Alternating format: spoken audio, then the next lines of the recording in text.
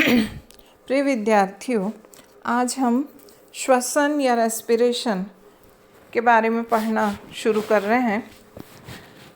सबसे पहले हम पढ़ेंगे उच्छ्वास और निश्वास के बारे में, मतलब नासिका से हवा अंदर लेना, फिर उसके बाद नासिका से हवा बाहर छोड़ना। इसकी जो क्रियाविधि या मैकेनिज्म है उसमें 3 फेज़ होते हैं। एक है इंस्पिरेशन, जिसमें हम हवा शरीर के अंदर लेते हैं। दूसरा है एक्सपायरेशन, जिसमें लंग्स से हवा बाहर छोड़ी जाती है। और तीसरा है एक अंतराल या एक पॉज। इन तीनों को मिला के एक रेस्पिरेटरी साइकिल बनती है। और एक सामान्य मनुष्य में सामान्य परिस्थितियों में 1 मिनट में 16 रेस्पिरेटरी साइकिल्स पूरे किए जाते हैं। मतलब एक सामान्य मनुष्य 1 मिनट में 16 बार श्वास लेता है और श्वास छोड़ता है। इस क्रियाविधि में हमारी देह गुहा में पाए जाने वाला एक पर्दा या डायफ्राम सबसे महत्वपूर्ण अंग है। ये एक आड़ा पर्दा होता है जो इसमें चित्र में देखिए, आपको पेज में सबसे नीचे एक चित्र दिखाई दे रहा है। ये हमारे धड़ की गुहा के अंदर एक आड़ा पर्दा है, जो कि आपको टूटी लाइंस में जो दिखाई दे रहा है वो इसकी खिंची हुई अवस्था है, जिसमें कि ऊपर वाली थोरैसिक कैपेसिटी का आयतन बढ़ जाता है। और जब ये रिलैक्स्ड अवस्था में रहता है तब थोरैसिक कैविटी छोटी हो जाती है या उसकी कैपेसिटी कम हो जाती है। डायफ्राम जो है ये एक मस्क्यूलोफाइब्रस पर्दा है, जो कि फैलने सिकुड़ने की क्षमता रखता है। डायफ्राम की मसल्स जब इसे सिकुड़कर फ्लैट कर देती हैं तो कैपेसिटी बढ़ती है।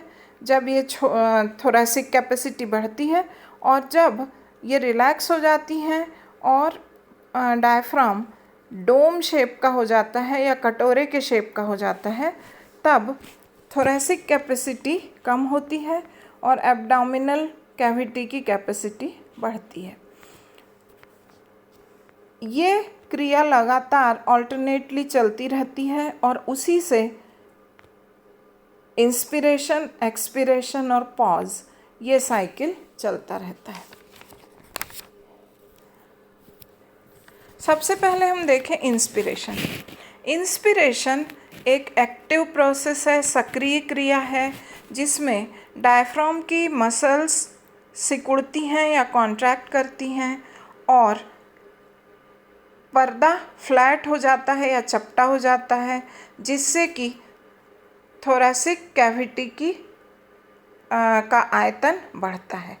जैसे ही थोरैसिक कैपेसिटी बढ़ती है, लंग्स फैलते हैं, लंग्स को ज़्यादा जगह मिलती है और वो फैलते हैं।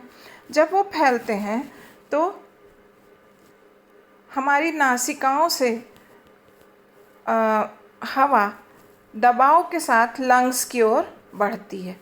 एयर प्रेशर क्योंकि लंग्स में कम हुआ उनके फैलने के कारण, तो नाक से हवा तेज़ी से लंग्स में भरती है। उससे होता यह है कि ऑक्सीजन वाली हवा अब लंग्स में भर जाती है। ये क्रिया कहलाती है इंस्पिरेशन। दूसरा स्टेप या फेज़ है एक्सपायरेशन। यह एक पैसिव प्रोसेस है। जब डायफ्राम या पर्दे की मसल्स रिलैक्स होती हैं या अपनी सामान्य अवस्था में आती हैं, तो वह वापस एक कटोरे के शेप में बदल जाता है। जैसे ही वो कटोरे के शेप में आता है, थोरैसिक कैपेसिटी घट जाती है, मतलब लंग्स पे दबाव पड़ता है। जैसे ही लंग्स पे दबाव पड़ता है उसकी साइज़ छोटी होती है और उसमें से हवा बाहर निकल जाती है। ये हुई एक्सपायरेशन की क्रिया, जिसमें थोरेसिक कैपेसिटी को घटाकर हवा को बाहर फेंका जाता है। यहाँ पे एक चित्र आपको दिख रहा है जिसमें पीठ के ज़्यादा पास वर्टिब्रल कॉलम के टुकड़े दिखाई दे रहे हैं या वर्टिब्री दिखाई दे रहे हैं और उससे जुड़े हुए रिब्स दिख रहे हैं। जब पर्दा ऊपर उठता है और डोम के शेप का होता है तो एक्सपायरेशन, और जब पर्दा फ्लैट हो जाता है तब लंग्स को ज़्यादा जगह मिलती है, वो फैलते हैं और हवा अंदर की ओर खींची जाती है, वो है इंस्पायरेशन। इसके बाद हम देखते हैं, ये तो हो गया एक नॉर्मल सांस लेने की साइकिल के फेजेस, इंस्पायरेशन, एक्सपिरेशन और पॉज।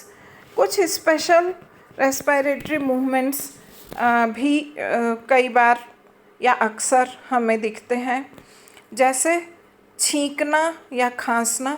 ये फोर्सिबल एक्सपायरेशन होते हैं, फोर्स से लंग्स से हवा बाहर निकाली जाती है। इसमें डायफ्राम झटके से और बड़ी तेज़ी से पहले सिकुड़ता है और फिर फैलता है। जब वो तेज़ी से सिकुड़ता है तो खूब सी हवा अंदर आती है और फिर जैसे ही वो वापस अपनी अवस्था में जाता है तो फोर्स के साथ हवा बाहर निकाली जाती है। तो कफ या खांसना और छींकना फोर्सिबल एक्सपायरेशन है। इसी तरह से हिचकी का आना एक फोर्सिबल नॉइज़ी इंस्पायरेशन है। फोर्स से और आवाज़ के साथ जब लंग्स में हवा अंदर खींची जाती है तब हिचकी आती है। हिचकी में होता यह है कि किसी बाहरी उद्दीपन के कारण अचानक डायफ्राम या पर्दे की पेशियों में या मसल्स में संकुचन होने लगता है, झटके से संकुचन होता है और जब वो झटके से संकुचित होता है डायफ्राम तो एक झटके के साथ थोरेसिक कैपेसिटी बढ़ती है और तेज़ी से हवा लंग्स में आती है।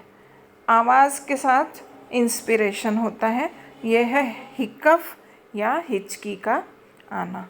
तो आज हमने देखा निश्वास और उच्छ्वास का मैकेनिज़्म क्या होता है, या हम कैसे सांस अंदर लेते हैं और कैसे सांस बाहर छोड़ते हैं।